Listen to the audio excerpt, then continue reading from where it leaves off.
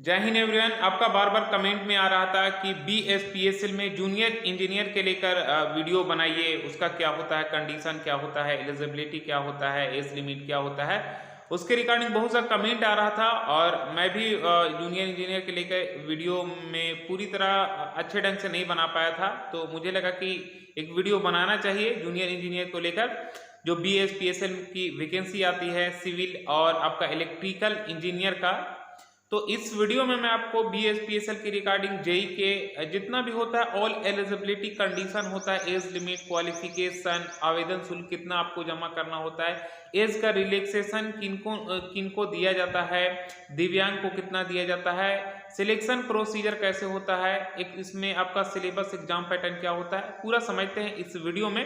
देखिए, first of all मैं आपको बता दूं कि ये जो आपका वैकेंसी, आपको पता है कि आईटीआई बेस पे भी आपका इस बार आपका आने वाला है 2024 में। जो आपका SBO JLM technician assistant operator होता है वो आईटीआई बेस पे होता है, लेकिन जूनियर इंजीनियर जो डिप्लोमा किए हैं उनका भी यही दिमाग में चल रहा है कि आखिर हमारा वैकेंसी आएगा कि नहीं। तो मैं आपको बता दूं, चाहे आईटीआई बेस पे हो या आपका जूनियर इंजीनियर का हो, ये कंफर्म नहीं कोई बोल सकता है कि आपका कब वैकेंसी आने वाला है। बाकी जो हिसाब से मूवमेंट देखा जा रहा है कि आपका इसमें आंदोलन चल रहा है, तो उसके अकॉर्डिंग आपका वैकेंसी आने वाला है, क्योंकि बहुत दिन हो गया। 2018 में दोनों का वैकेंसी आया था, आईटीआई पोस्ट वाला का भी आपका आया था, जो एसबीओ जेएलएम वगैरह का होता है 4 पोस्ट उसमें, और आपका जेई का भी इस बार आपका 2018 ही में वैकेंसी आई थी। तो इस बार भी आपका चांस है, उम्मीद है। जैसा देखा जा रहा है आंदोलन चल रहा है, सरकार की नीति तो भाई चेंज हो रही है, लेकिन अभी कुछ बोला नहीं जा सकता है कि आपका वैकेंसी कब आएगा, क्योंकि ये ऑफिशियल वेबसाइट पे ही एग्जैक्टली जानकारी दिया जा सकता है। आपको चाहे जितना भी कोई भी यूट्यूबर हो जानकारी दे सकता है कि इस महीना में आने वाला है,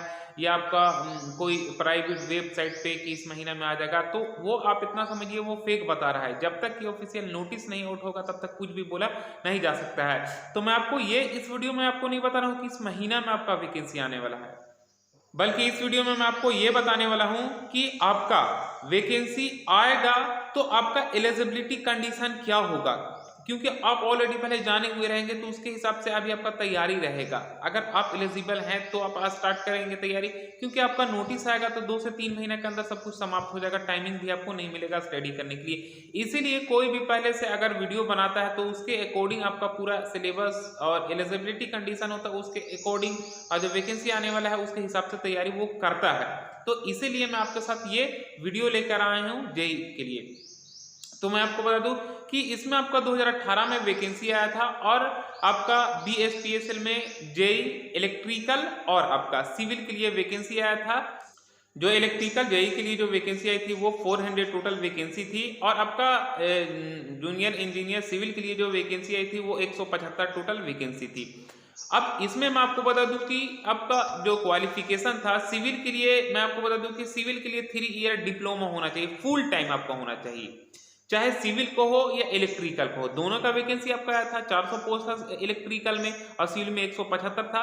तो अगर आप सिविल के लिए अप्लाई करना चाहते हैं तो सिविल से आपको 3 ईयर का फुल टाइम डिप्लोमा होना चाहिए, ई ना कि आपका अपेयरिंग होना चाहिए। और अगर आप इलेक्ट्रिकल के लिए अप्लाई करना चाहते हैं तो आपका 3 ईयर डिप्लोमा होना चाहिए इन इलेक्ट्रिकल, आपका इलेक्ट्रिकल में होना चाहिए पूरा फुल टाइम, ई ना कि appearing. Then you can apply this post JE electrical and JE civil, okay.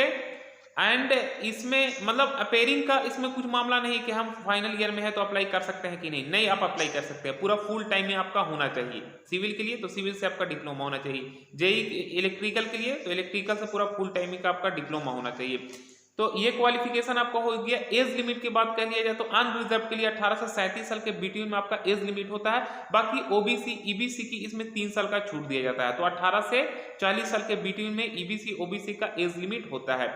और इसमें आपका जो होता है एससी एसटी की, तो इसमें 5 साल का छूट दिया जाता है। तो इसी तरह 18 से लेके 42 साल के बिटवीन में एससी एसटी का इसमें एज लिमिट का दिया जाता है। और जो फीमेल अनरिजर्व कैटेगरी से बिलोंग करती है उनका भी इसमें रिलैक्सेशन, अगर एज की बात करिए तो 18 से 40 साल के बिटवीन में उनका एज लिमिट होता है। तो एज लिमिट आप समझ गए। अब इसमें जो आपको होता है प्रोसीजर जो होता है, सबसे पहले आपका जो ऑनलाइन जो ये नोटिस जारी किया गया था वो 7/6/2018 से लेके 28/6/2018 को ये मतलब 7/6/2018 से लेके 28/6/2018 तक ये ऑनलाइन करने का तारीख था, जो आपका प्रीवियस में ये वैकेंसी आई थी। मैं आपको इसलिए बता रहा हूं ताकि ये समझ में आपको आ जाए कितना दिन का क्या सब कुछ टाइमिंग रहता है। तो उसके बाद जैसे ही आप ये फॉर्म अप्लाई करेंगे, देन उसके बाद आपको रिटेन करना होगा। रिटेन आपका होगा कंप्यूटर बेस्ड टेस्ट, आपका इसमें एग्जामिनेशन होगा। और इसमें एग्जामिनेशन होगा कौन कौन सी पेपर से होगा, तो मैं आपको बता दूं कि देखिए, एक आपका नॉन टेक्निकल 50 क्वेश्चन रहेगा, उसमें 50 मार्क्स का रहेगा, और एक आपका टेक्निकल पेपर में आपका 50 मार्क्स का रहेगा।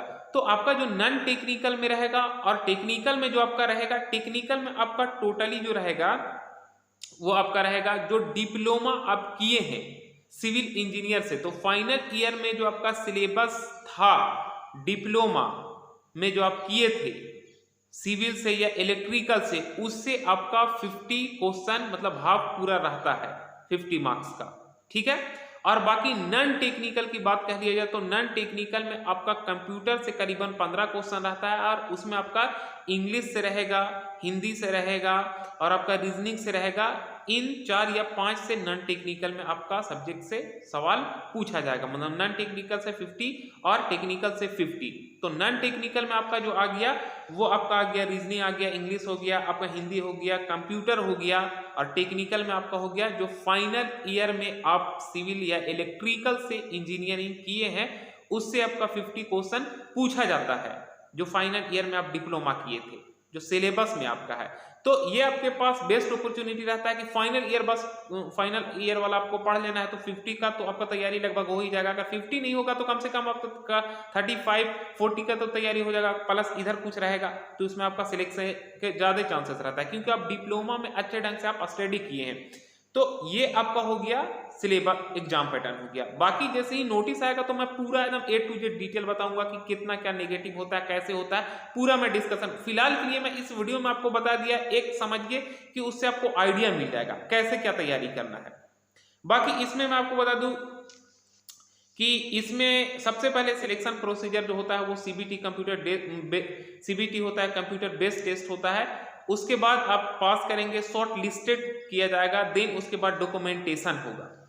तो डॉक्यूमेंट जो रहेगा वो तो आप कर ही सकते हैं इसमें अप्लाई।